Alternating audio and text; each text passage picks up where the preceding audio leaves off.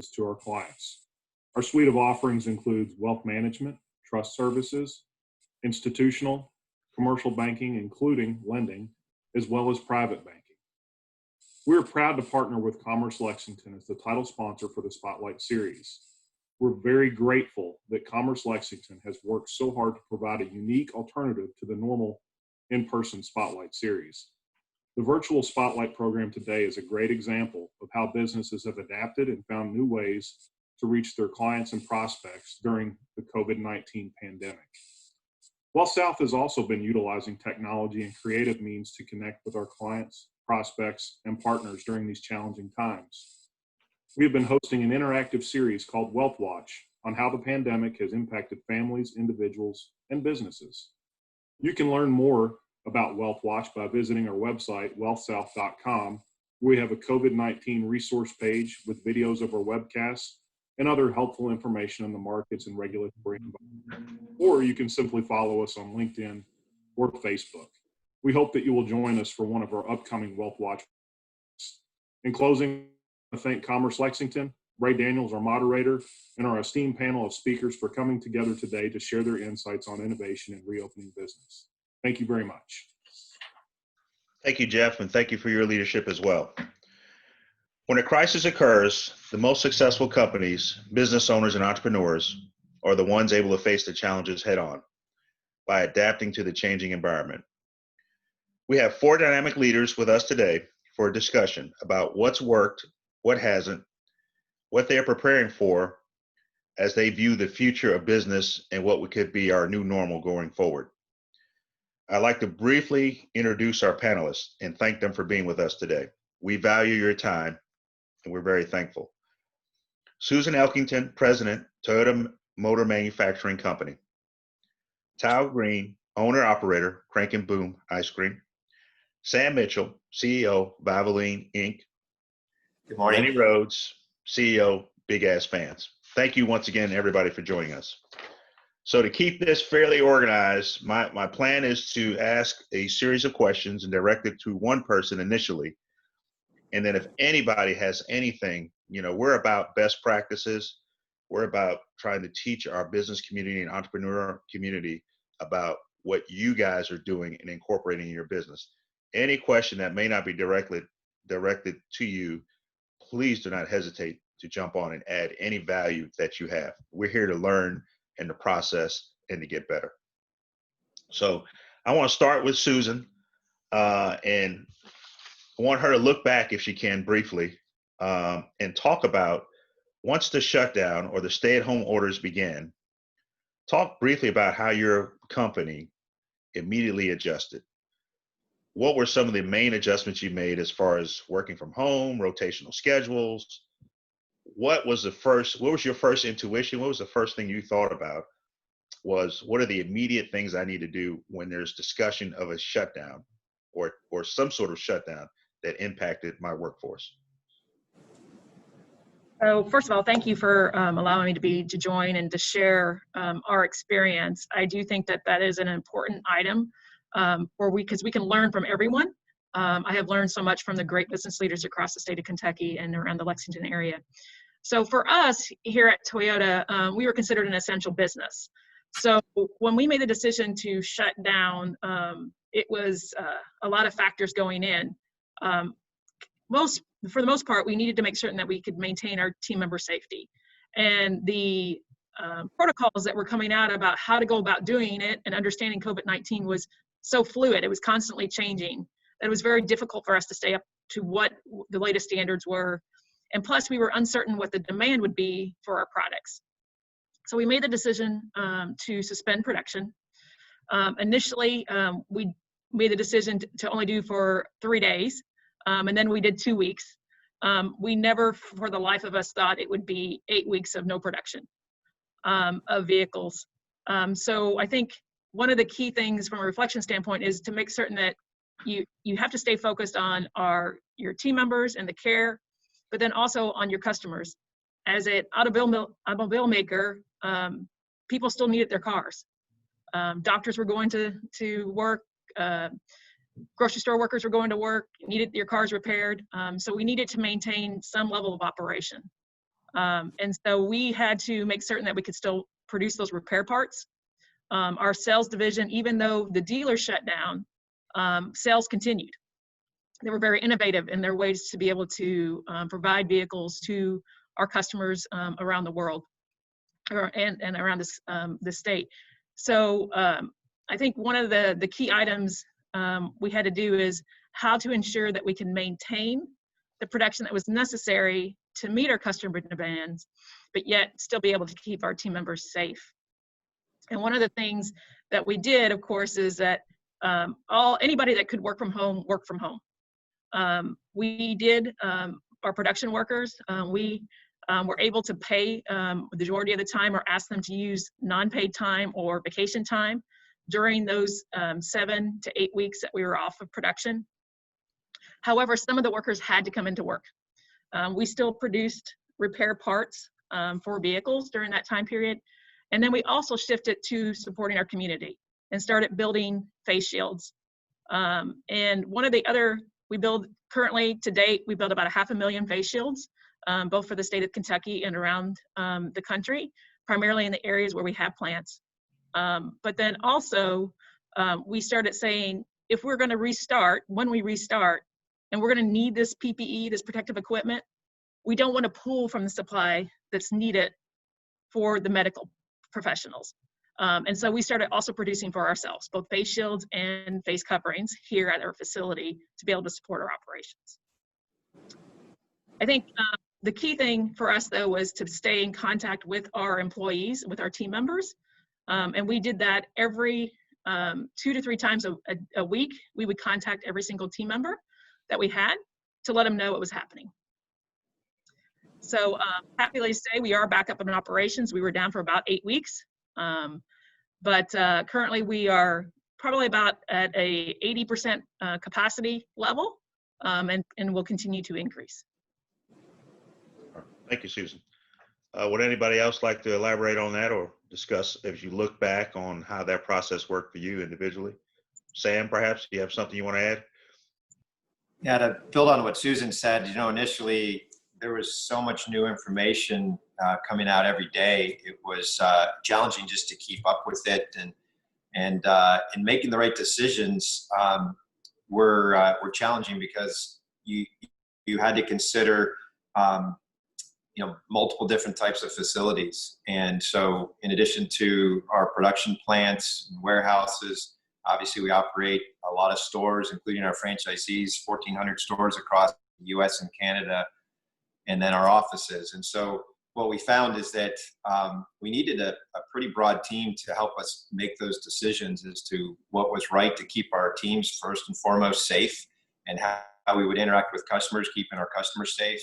And so while we had a steering committee that reported directly to me, we had working teams that were expert in each one of those different areas to help us make the right decisions for the total company operation. So it was a process that worked really well for us to have the experts and yet coordinate the decision making with the broader team.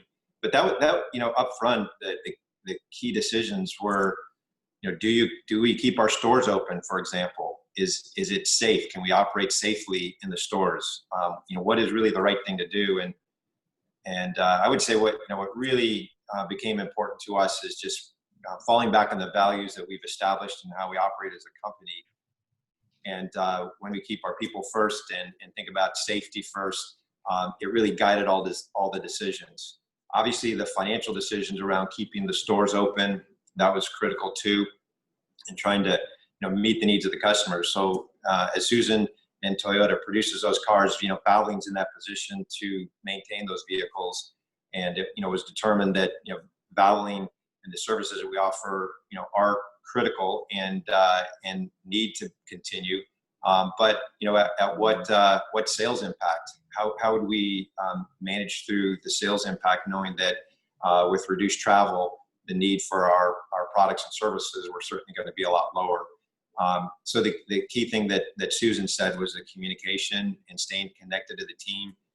That was a commitment that we made early on, is we're going to avoid furloughs, and we're going to keep our hourly teams engaged And even if we're overstaffed for a period of time, we're going to take care of the broader team. And that proved to be maybe our best decision, because they paid us back in spades with taking all the safety precautions to heart, with really no complaints, instead giving us feedback on how we could be even safer and how we interact with our customers in the stores. That was, one of the more critical areas. And so it enabled us to keep our stores open, keep our team engaged, and keep our customers satisfied. And as a result, I think we've been growing market share because of the model that we've created. So communication, definitely key. Staying engaged with a broader team, key to success. Well, Sam, you mentioned something, both of you guys mentioned really critical stuff in that's wrapping around safety and communications. But the key to any business, of course, is people. And as we look back, the process that I'm trying to get businesses to understand and learn is to center their thoughts around their people. Because if we have future shutdowns, you have to get those best practices and lessons learned around your key people and key individuals. Tao, to that extent, can you speak to, you have all of these things happening, you have shutdowns happening, you're trying to manage your people process, you're trying to understand what changes need to be made to my policies, specifically, how do I make sure I'm legally hardened to a certain extent? Tell me your thought process as the shutdown began and you were trying to center and put your thoughts around people. Sure. Thank you, everybody, for joining us, and thanks to Ray and Angela and Chamber for inviting me to join this wonderful panel. When we actually, heard rumblings of different things happening in China, early in January. So actually, we thought what our biggest challenge was going to be at the time, back in January, was going to be our supply chain, because we get cups and spoons and all sorts of other things from China, through the suppliers from China. So we, the first thing we did was actually bulk up, and we bought 3 or 4 months supply of those things that were our essential items to operate. So at the time, we thought that was going to be our biggest problem. And then as things were developing and we were asked to shut down, we were already mentally prepared for this to happen. And so we had already been working on what that means. We didn't know what the guidelines would actually be. We didn't know what the restrictions would be. And I would echo what Susan and Sam said about communication. And we're a tiny business compared to Valvoline, Toyota, and big ass fans. But I think we also had similar challenges with communication. Just we didn't have time to explain a lot of things. We just had to make decisions quick. We had to just say we can't have a 6-person meeting about this. We're just going to have to decide on how we're going to do things. And we're lucky that for our business, we were already selling things online. So we already had an online presence. It was just a matter of shifting to doing curbside instead of in-person service. But in terms of policies and people, what we decided that first week was, well, we're going to open for curbside.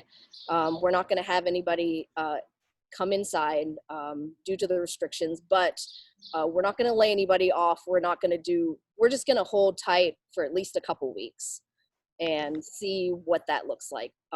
Similar to what Sam said, if we're overstaffed, we're just going to eat that, because it's more important for us, it's more important to maintain a little bit of stability. And knowing our team, having to send them home and have them sit at home and not come to work is probably more, not even just on a financial side, but mentally, we got a lot of busybodies on our team. So having them go home and sitting and not having something to do, I knew would be really detrimental to their mental health. And we're all huggers too. So being able to at least see each other, even if it's digitally, we can't hug each other, but trying to keep that connection was really, really important. So we made sure to stay connected, at least virtually, our management team. And then of course, our crew members that were in our stores on our front line, who were out there serving customers, would be able to build their own bond of this crazy thing that we're going through. And it worked out well, doing it that way. And I'm glad that that's what we decided, versus panicking and laying off a bunch of folks, and then ultimately we would have had to call them back anyway. So it actually worked out okay. And we just knew, and we set the expectation that day to day things would change, and that we're just going to do the best we can and take care of everybody the best way we could. And I think our team understands that they're our priority.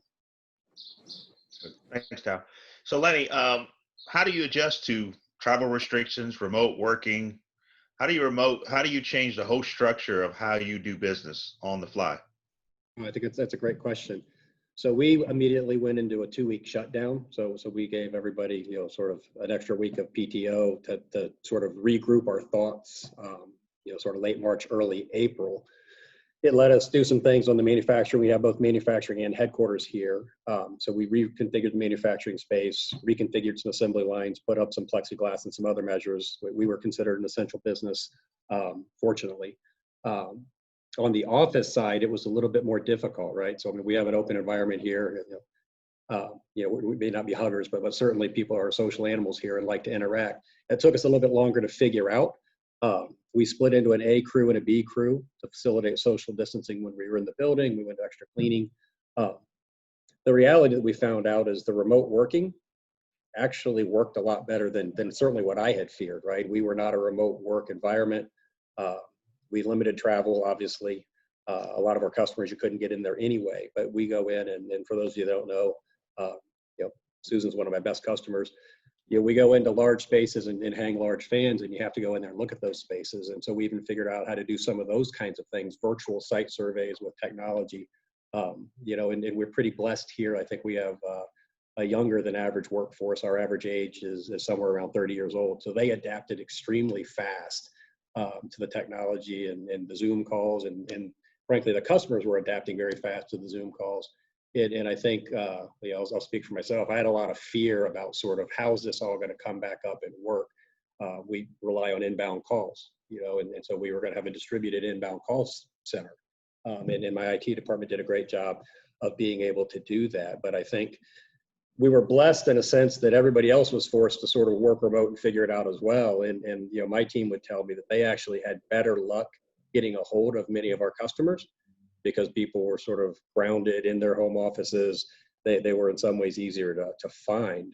But it's not been without its hiccups, but largely I think our folks have been pretty responsive, pretty adaptive. And I guess maybe because we're all faced with some flavor of this, right, of having to figure out how to work in a new way, that it wasn't like we were the oddballs and the anomaly guys going, wow, you're really hard to do business with now. And I think we care about customers, and that's very important to us and sort of our ethos. And so I think the team did a good job responding to the remote work, using the technology, Zoom and other things, and we're able to compensate really well. So along the lines, Lenny, I've heard you speak many times, and thanks for that response about supply chain. And this was the ultimate disruptor of supply chains. And a lot of companies, as they try to figure out this experience that they had, realized they spent a lot of money trying to get the products and services they needed to conduct their business. What have you learned about supply chain? What are some of the things that we can innovate around that? And I've heard you speak about that before, and give me your thoughts on that. Sure, I'll be happy to. So we have some critical suppliers where we were sole sourced, and some of those were in China where it was hit first. So it was sort of this, we were watching very closely, what's going to happen. We had some supply disruptions early on that we were able to work around. So I'd be fortunate by the time it got to us, we sort of very well understood our supply chain, the whole Chinese tariff thing, kind of whatever your view on that is. It forced us to have a degree of awareness on sort of the supply chain much higher than what we normally would have. And really, Ray, what we are driving hard for now is, obviously we care about cost. It's a competitive world, but that flexibility and continuity of supply, and we're certainly, it's no surprise, like lots of other folks are, we're looking at North American suppliers and new lights. We spend a lot of money on air freight to try and compensate for that. And you look at, okay, well, maybe something's a bit more expensive here. Well, not when I have to air freight things all around the world. So I think we're taking a little bit more of a holistic total cost view of what the supply is. And then, the most expensive parts on earth are the ones where I didn't get to sell them, right? And so the cost for me of being out is extremely high, like it is for all of us.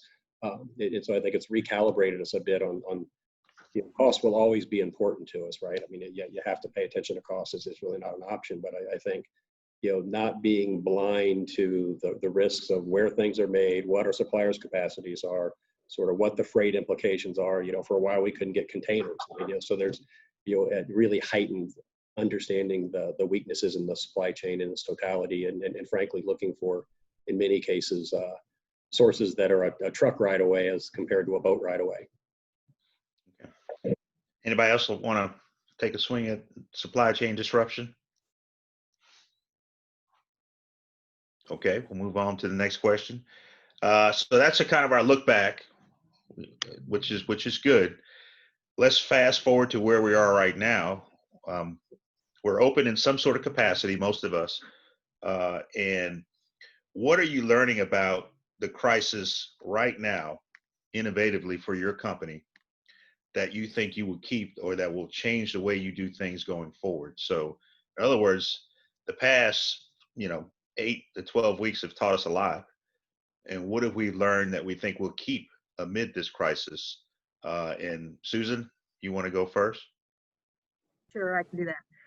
I think there's some things that we've learned is that, core values, you're not going to change your core values of your company. So, we have respect for people and continuous improvement, that during these times of crisis, that you go back to those. And I think those are one things that we won't change. But some of the things that we've changed that I think will definitely be things that we will keep is, when this all happened, one of the things that we did is we wanted to make sure that we can have business continuity. And what that meant is that instead of having 9 million square feet, which we have here, and over 8,000 employees being as one big company, we started breaking things up into smaller business units and not having the business units interact personally with one another. Everything was done virtually. And that really shifted the personal ownership of the business to a different level of the organization. And the speed of improvements and ideas and being able to adjust to what that need is of that business, be it a powertrain where they're building engines, or if they're stamping panels or injecting molded parts, that they can make those adjustments themselves, but yet still have continuity across. So I think that is one thing that's been a good positive for us. The other thing that we've done, and sort of Lennie talked about this, is this Zoom meeting and virtual. I think person-to-person contact is important, but we've learned how to do business virtually and still create good ways to talk to one another and utilizing technology. We had switched to Microsoft Teams during this whole pandemic, which is not the best time to make a change like that, but it was what was scheduled already, and we did it. And so we can actually do virtual tours on our production floor and look at new products that are being introduced and talk to our counterparts in Japan all at the same time versus physically get on a plane and getting over there. So I do think that those type of technologies are things that we will continue to use. And as Lennie sort of said, is everybody's in the same boat, so nobody's really fighting it. Everybody's trying to figure out the best way of doing this. And it's been a huge impact on how we operate. Even now we have plants in Canada and Mexico that can't come into the United States. So we are doing things virtually for those facilities so they can get their equipment, so they have suppliers that are from here that we will do the reviews for them, and they can still make their own decisions, but we're physically able to be there for them. Okay. Sam, you have some thoughts around, if you had to put your visionary hat on, what are some things that you're doing now do you think you guys will keep doing? Yes, certainly with regard to how the team operates and the ability to leverage the technology. We had also moved to Microsoft Teams, fortunately last fall, but I would say a lot of people had not yet engaged in it, but at least we had it up and ready to go. And when we began to work from home, having that tool in place, it was impressive just how fast people learned and adopted the tool and began to communicate in ways that kept everything moving forward. It was impressive. And even think about the challenges of calling on your customers, as Lennie was talking about. Not being able to be there physically was a challenge, but some of the technology tools that are available to maintain that contact with your customers, whether that's via video conferencing or some of the digital tools, they're there, and our customer touch points actually increased during the last few months versus the pre-COVID-19 period. So just the resiliency of the team and the adaptability of the team was impressive. It's said that, when you go through a crisis, that's when your character is revealed. And I knew we had a great team, but just some of the stories that came through and the extra effort that our team went through to keep things moving forward, I just couldn't be more proud. Just to share one hero story was one of our service center managers in New York State. They were one of the first to require face masks, and we had been struggling to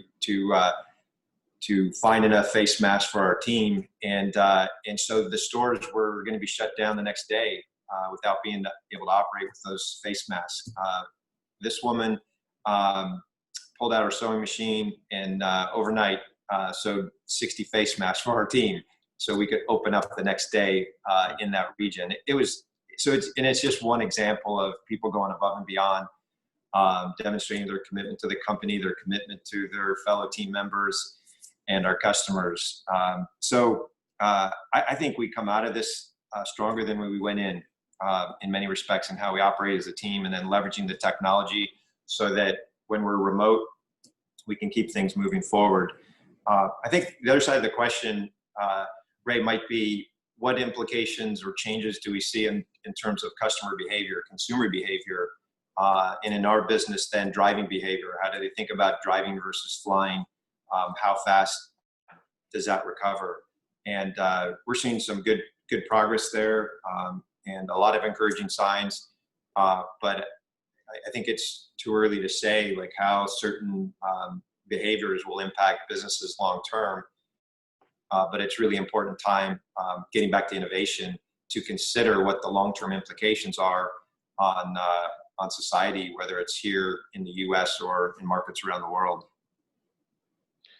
And Tal? Greg, can I add to that? Yes, Can I- Susan, yes.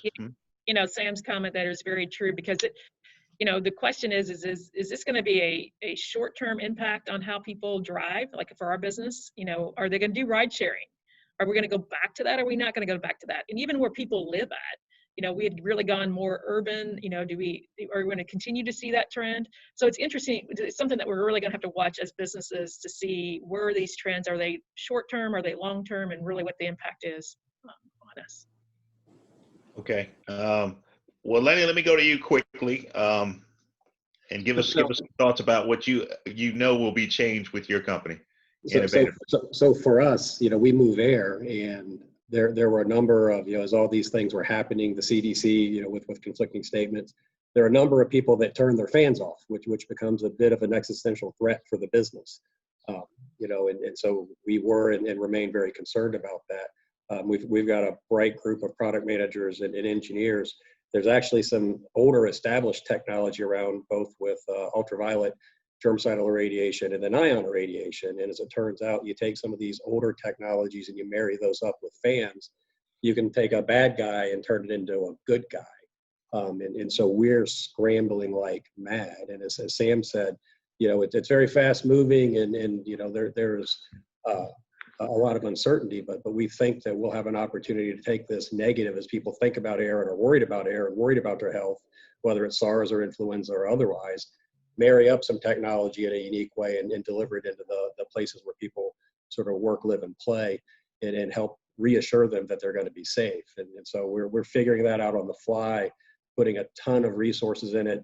It's really motivated the whole organization that there's something we can rally behind. So everybody went from, oh my God, we're going to be out of business, into, oh my God, we can really help make a difference, protect ourselves from a company standpoint and a viability, but really do some good in the world, and deliver some innovative products here. So, I think it just sort of goes to show these things, you never know how they're going to evolve. And of course, the last chapter hasn't been written, but sort of a fundamental threat for us. We think we can turn it into a fundamental opportunity. No, that's a fantastic example. It really is. We'll have to continue to share that with folks. Tal, what about going from air movement to ice cream? Well, the good part is ice cream has been around a very long time and has lived through many different things in the world. So in that sense, I have a little bit of comfort. But yes, we've had to change what a classic ice cream shop looks like. And now so much of what we do is online.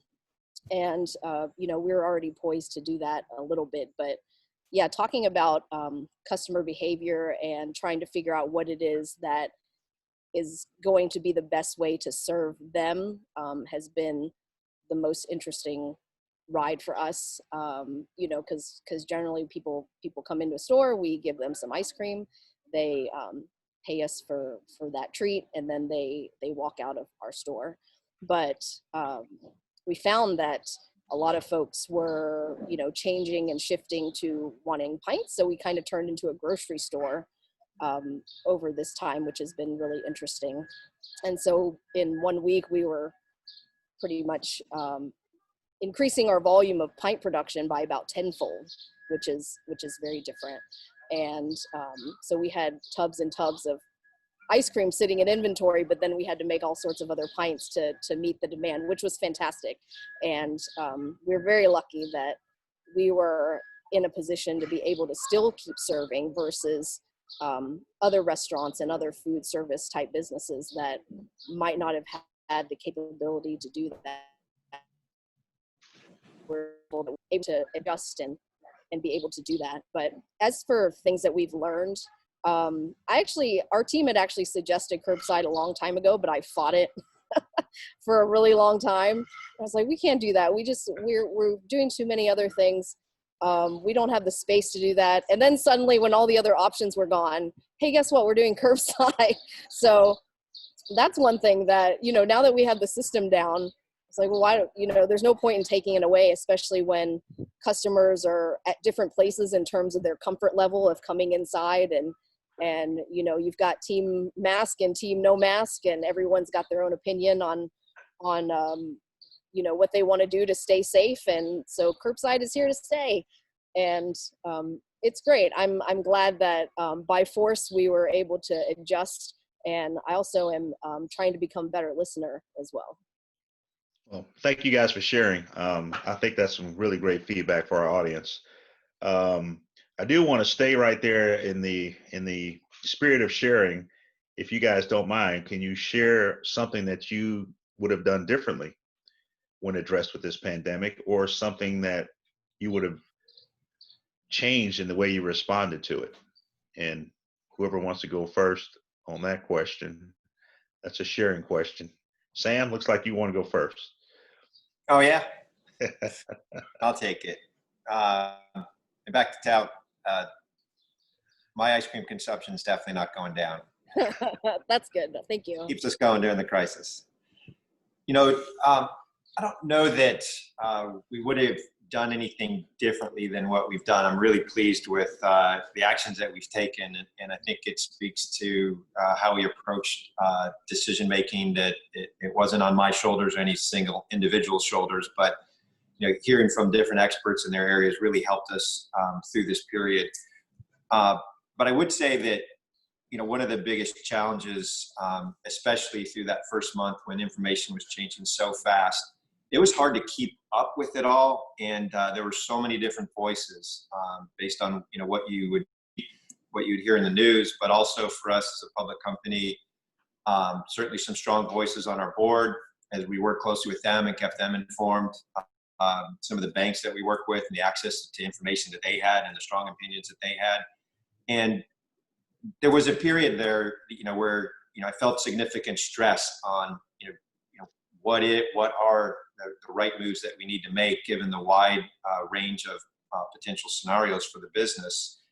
And at the end of the day, it came back to just recognizing that for me and for my leadership team, we're the ones that know the business the best, and we trust each other, and we mapped out a plan. We considered different actions, but when it came down to finalizing that plan, very much valued my close-knit team that provided me really good counsel, and we debated, and we ended up in a really good place, and I think we made the right call. So I'm thankful for that. But I got to say, it was challenging given just the amount of information, those competing voices and opinions, and that decision-making process. It was it's good to listen, but at the end of the day, you gotta own it, and it's got to be your plan that you really believe in, based on what you know about your team and what you know about your business. Anybody else want to add to that, or that was very good, Sam? Thanks for that. Lenny? I would chip in with, I think Al talked about being, sort of a bit top down, and Sam, you are as well, right? I think in a perfect world, I would have liked to have listened more and taken some time to get some more input, but we were going so fast. I don't have any tremendous regrets, but I think from an ongoing best practice cultural viewpoint, we certainly don't like to be super autocratic here and be top down, although the nature of the events, we really felt that was the best way to act. And I think, if I could, figure out how to go back and fix it and be a little bit more inclusive with a broader group of folks, I would. I don't know that, I can't tell you that I would have done these three things differently, right? I just think that, as you look back on it, it was a bit more top down than what we would have liked. And I'll sort of add to it. One is I wish I would have shined up my crystal ball a little bit more before this whole thing started. But I think as all of us are talking about, if you really have a really great team that you work with, you're going to figure it out. You're going to have some stumbles, but you're going to figure things out. And I've been really impressed with our team here at Toyota. With both from our region and then us being able to reach out globally. I think in hindsight, there's probably two things that I would have probably done just a somewhat different. One is, I think I would have reached out sooner to some of our local companies here in Kentucky. I was learning great things from all these companies, Toyota companies around the world, but really to know about Kentucky and Kentucky in general, how businesses work, and I wish I would have reached out a little bit more earlier with some of the companies that stayed in operation that gave us some great ideas. Once we started doing that and we're able to get connected with more local vendors, even on things like thermal scanning, and it was unbelievable how quickly things happened that we were able to do. I wish I would have done that sooner. The other one is I don't think we gave enough credit. We are builders here. We build cars here. We were very much about the nuts and bolts of putting the physical changes into our business that were necessary to keep team members safe. I would have spent a little bit more time on how team members feel and their behaviors. To change behaviors, there's so much that goes into that. We all have different beliefs. We all have different habits. And recognizing, as Tal mentioned earlier, you got some that are, hey, we got to have the mask all the time. Other ones, no, that's not necessary. And you got everybody in between. And so that we should have done a little bit more of that earlier. I think it would have helped us along in our transition. We did end up doing it and spending time, and we have to spend a lot of time on that to recognize that we're doing this to protect all of us. It doesn't necessarily mean it's about my personal belief on some of these things. It's about what we got to do best for our 8,000, 10,000 people that work here on site. Good. All right. Thanks for sharing, guys. We appreciate that. Just got a couple more questions. The reason we had every one of you guys on today, because you guys are key leaders in our organization, in our community in Central Kentucky. And as key leaders, we are sort of dealing with a crisis on top of another crisis. So in the middle of this pandemic, our country is facing really a racial crisis, so to speak.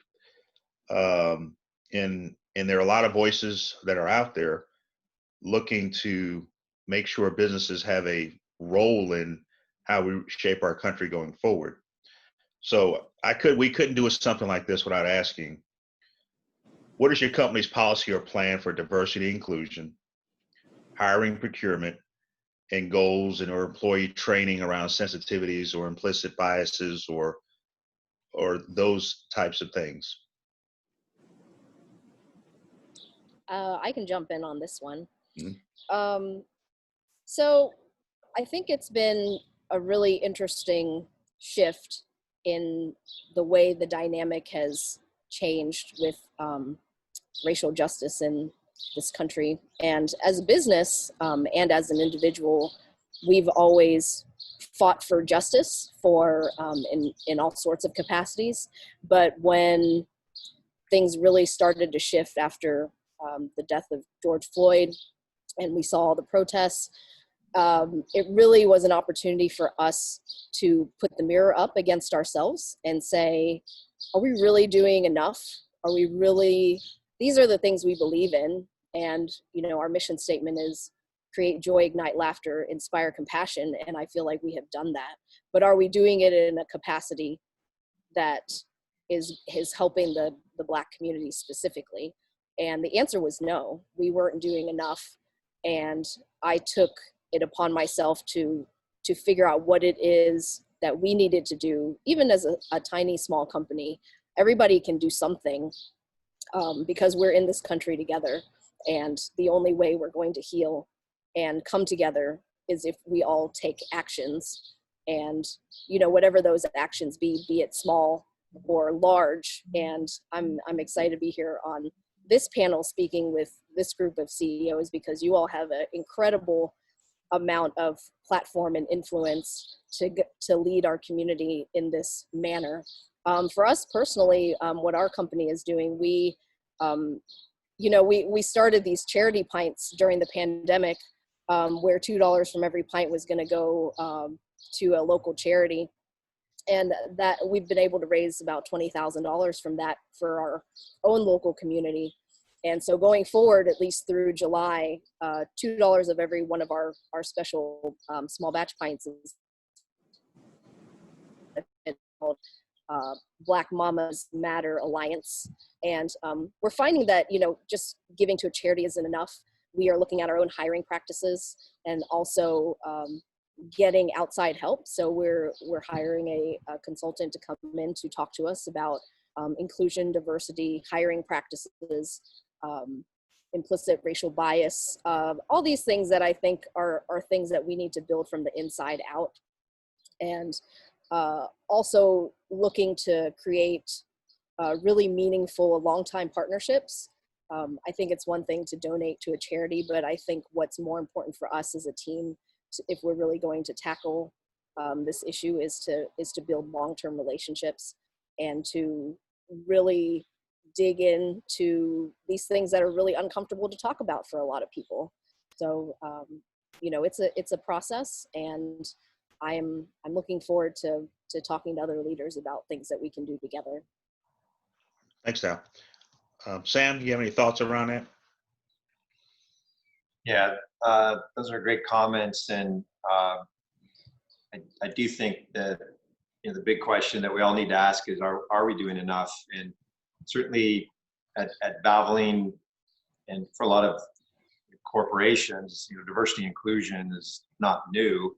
It's been discussed and promoted for a number of years, and I would say it certainly has been part of our culture and the commitment that we have. And yet what happened, it created an opportunity to reinforce where we stand on these issues and how we feel about discrimination.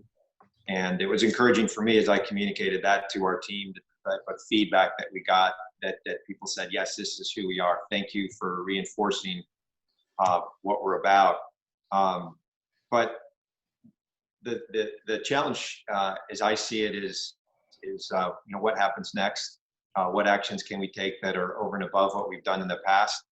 And so for me right now, it's time to listen and learn, because while I maybe thought I understood things, I guess now today, I think I felt I understood things better than I really did. And I've listened to some friends in the African-American community, and they're helping me see some things that maybe that weren't as clear going into what we have just been through. And so that can inform us and motivate us to take further actions that have an impact, certainly on the community, but also within Valvoline too, and some of the practices that we have and where we can get better. Thank you, Sam. Susan? Hey, and Sam, I want to echo your comments. I mean, I think, you know, Toa has been recognized over and over again for their D&I initiatives, but even with that being said, there's always more that we can do. And with the unrest that's happened, it has really opened up the doors for conversation. and not, you know, in our communities, but also within our own walls here at Toyota. And it's been very impactful. The stories that we hear and things that I would never think about, because that's not my world, because I am not Black. And I think as any leader, if you don't want to make change, then we're not listening. And so I think that as leaders of companies, we do have influence. And it's important that we are making changes internally into our own companies that will influence externally, but then also supporting the organizations and the voices that truly know what the changes need to be and help to make those happen. And as Teo said, yes, that's partly with money, and we do support a lot of different organizations, but it also has to be with our hands and our hearts to truly make that happen. And it's not going to be hey, in a month we're going to have everything done. It's going to have to be a continual effort from that standpoint. And we have a very strong business partnering group and ally group within our facility here, the African American Collaboration, which has been great teachers to me, which we are helping, we're utilizing to help guide us in what we're doing and what we're going to do, along with our business partners and community partners that we've had. But it is an important item that us as business need to take and support action. Yeah. Susan, I'd like to thank you for your leadership and Toyota's leadership on diversity and inclusion. You've always had great leadership in Central Kentucky and beyond. Lennie, any thoughts? This was the last question, so any thoughts you want to close us out on this topic? Yeah, I appreciate what everybody said, right? I mean, it's not like any of us had a playbook for any of the things going on in the world, but we're sort of in between Tao and the larger organizations here in terms of size. But one of our core values is sort of authenticity, and so we've really, and I've challenged my team to let's start with what we actually do. It's sort of easy to make a grand pronouncement and then never actually do anything any differently. And so we've been taking a hard look inside it. And I don't think, it's like it's terrible, right? But, what are we actually doing or not doing before it's, a message from me that says, here's, sort of motherhood and apple pie, right? Because I think, I think are reasonably diverse with both, sort of, Black and some Latino folks. But are we really putting our money where we would like our mouth to be, rather than, saying some things and then not acting that way? And I think that's resonated. One of the things that I'll say that through this time is particularly difficult. We're small enough that I can personally do, typically in a normal world, all employee meetings and really have a chance to get out and look people in the eyes. And this has made that much more difficult, right? So it's harder for me to personally get out and at least get a chance to look people in the eye and get a chance to let them look at me. And this is the kind of thing, at least in my view, does not suit itself well to a Microsoft Teams or a Zoom meeting, right? It's really that human connection and that personal thing. And that's one of the ones, we've sort of pushed some of this down to sort of some of our smaller team leaders. But I think it's a particularly frustrating time to be able to get out and really have those authentic conversations when you're sort of limited in terms of size and reach and ability to gather with folks. And so I don't have any answer for that, right? But it just seems to depersonalize something that's an inherently very personal connection that you're trying to make. If you really want to listen, it's hard to do it with an electronic barrier, in my opinion. So we're thinking about all those things, right? And what are the things that we can actually do to demonstrate our beliefs, rather than sort of send out company-wide emails and go about business as usual. So we don't have the answers, right? But we're certainly spending some energy to make sure that what we do is how we want to actually be seen in the world. Thanks for that, Lennie. I appreciate all of your heartfelt comments from everyone. I thank you guys for sharing. I thank you for your time. All of you guys said a lot of key words. I just want to mention a few of them. You said it all, every last one of you. Core values: people, safety, communication, innovation, inclusion, and listening. Each one of you have mentioned that in your comments and answering all the questions today. We appreciate you guys being key leaders. I'd like to thank you for your time, for your insight. I want to thank our sponsors. I'd like to thank our presenting sponsor, Jeff Zinger and WealthSouth. Any additional questions for anyone that was on this webinar, please utilize all the resources that are available to you from Commerce Lexington, all of our contact information, our websites, and just reach out directly to us. And to all, please have a great day. And thank you again, once again. All right. Thank you, Ray. All right. Thanks, everyone. Right.